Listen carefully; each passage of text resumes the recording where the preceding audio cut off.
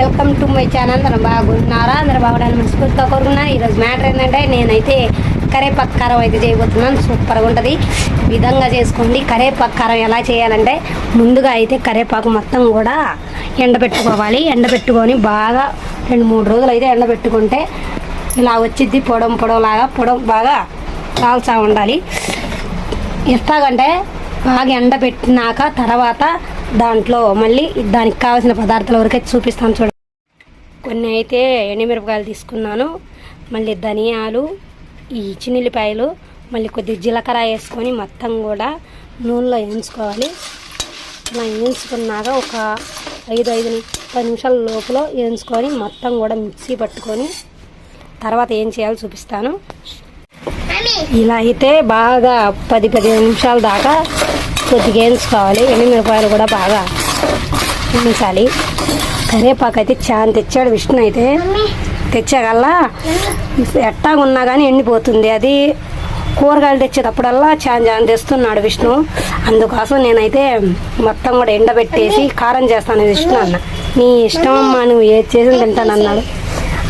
అనేకల్లా ఇంకా గబగబా నిన్న అయితే ఎండేసాను మొత్తం కూడా. నిన్న పొద్దున్నే ఎండేసి ఇవాళ మధ్యాహ్నం దాకా బాగా ఎండిపోయింది. ఇలా ఇది కొద్దిగా వేయించినాక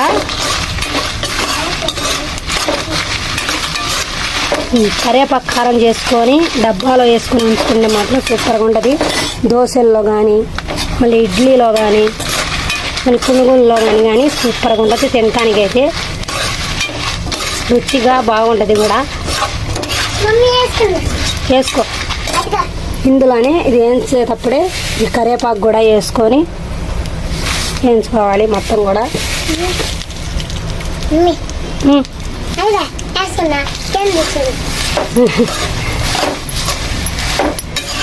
లడ్డుగా చిన్నగాడు కూడా అప్పుడే బడికి కూడా వెళ్ళొచ్చాడు పాపం మా ఇంట్లో.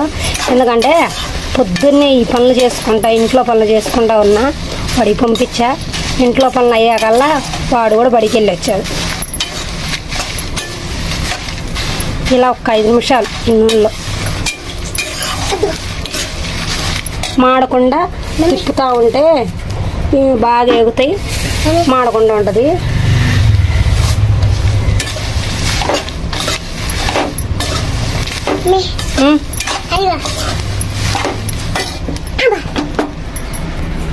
ఇలా మిక్సీ జార్లో తీసుకొని మొత్తం కూడా ఇందులో వేసి మొత్తం మిక్సీ పట్టాలి.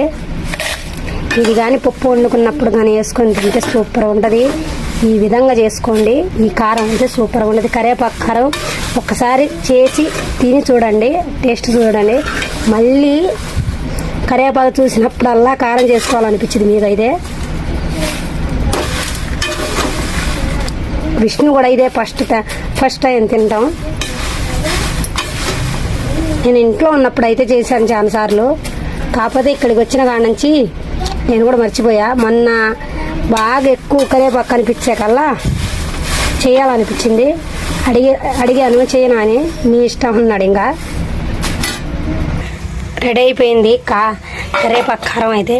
సూపర్గా ఉంది టేస్ట్ అయితే. నేను తిని చూశాను. కొద్దిగా ఉప్పు కూడా మిక్సీ పట్టేటప్పుడే వేసేసాను. మొత్తం కలిసిపోయింది. మళ్ళీ తాలింపేసి నూనెలో తాలింపేస్తే సూపర్ స్మెల్ అయినా కానీ రుచి అయినా కానీ సూపర్గా ఉంది. ఇలా ఈ విధంగా చేసుకోండి ఎవరైనా సరే.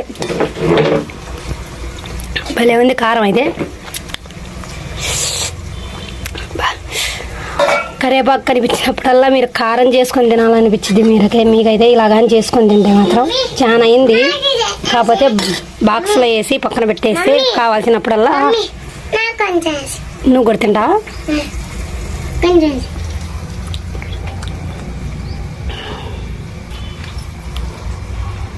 ఎలా ఉంది? బాగుంది.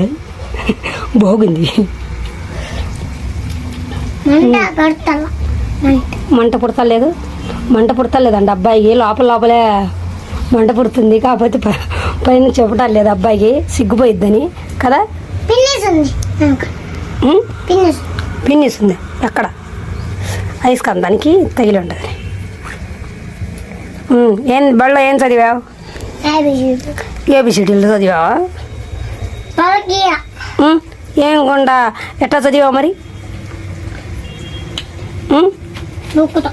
బుక్తో బుక్లో చదివావా? ఏమని రాశావు? ఏం రాశావు? బీబీ ఇంకా ఏబిసిడిగా ఏబిసిడి రాసావా? ఏమేమి వేసింది ఎలా ఏంది వంట బళ్ళో? పప్పు పప్పు కూడా అన్నం ఇంకా ఇంకేం లేవుదా? పాలు గుడ్డు ఇంకేంది? గుడ్డు ఇచ్చారా? తిన్నావు గుడ్డు? నువ్వే నయంగా రోజుకో గుడ్డు తిని వస్తున్నావు. Good bye. నేరా ఈ కాకరకాయ కారమే సరిపోదని మళ్ళీ 4 కోడిగుడ్లు అయితే ఉంటే ఫ్రై చేస్తున్నాను నేనైతే. ఉల్లిపాయలు కొన్ని వేసి. విష్ణు ఊరు వెళ్ళాడు. వెళ్ళొచ్చాకల్లా వంట చేయాలి కదా, అందుకోసం అయితే కోడిగుడ్లు ఫ్రై అయితే చేస్తున్నా. కాకరకాయ కారం ఒక్కటే తినలేం కదా అన్నం, అందుకోసం. ఏంది కొద్దిగైనా ఎందుకు ఇంకా నీకు? తింటావా? తిను.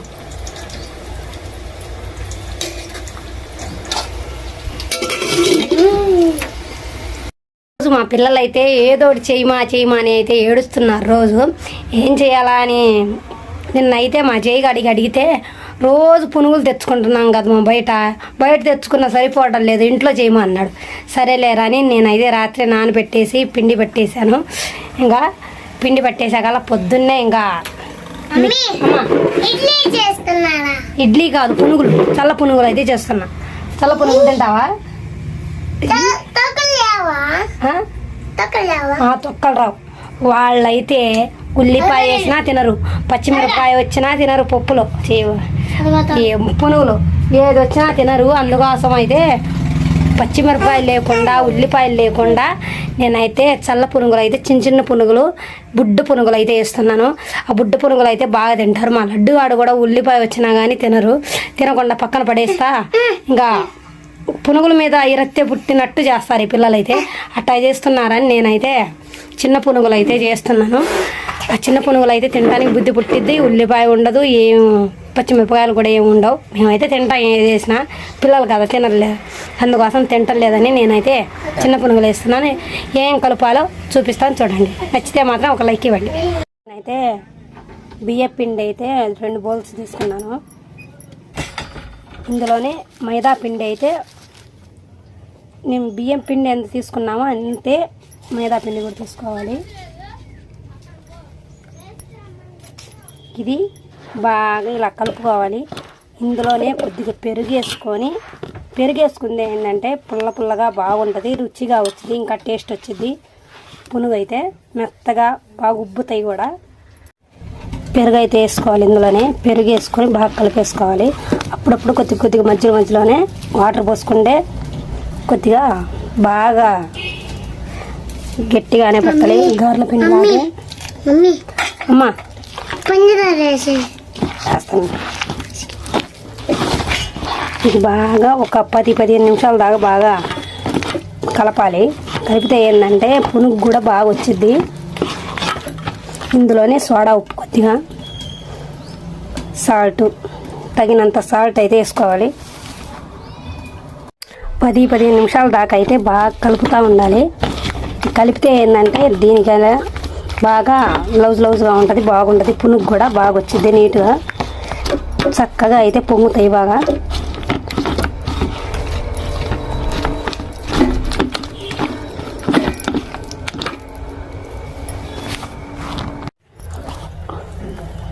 ఇలా కలిపేసినాక దాదాపు ఒక 3-4 గంటలు అయితే పక్కన పెట్టేయాలి. పక్కన పెట్టేస్తే కొద్దిగా పులిచినాక పునుగులు వేసుకుంటే బాగా చక్కగా వస్తాయి, బాగుంటాయి కూడా. నేనైతే 5 లోపల వేసుకోవచ్చులే అని నేనైతే ఇప్పుడే చేస్తున్నా. ఇప్పుడైతే 12 అయింది. 5 లోపల అయితే ఒక 5 గంటలు పక్కన పెట్టేస్తే నీట్గా మెత్తగా వస్తాయి బాగా. పునుగులు అయితే సూపర్గా ఉంటాయి. అమ్మా नहीं नहीं नहीं मम्मी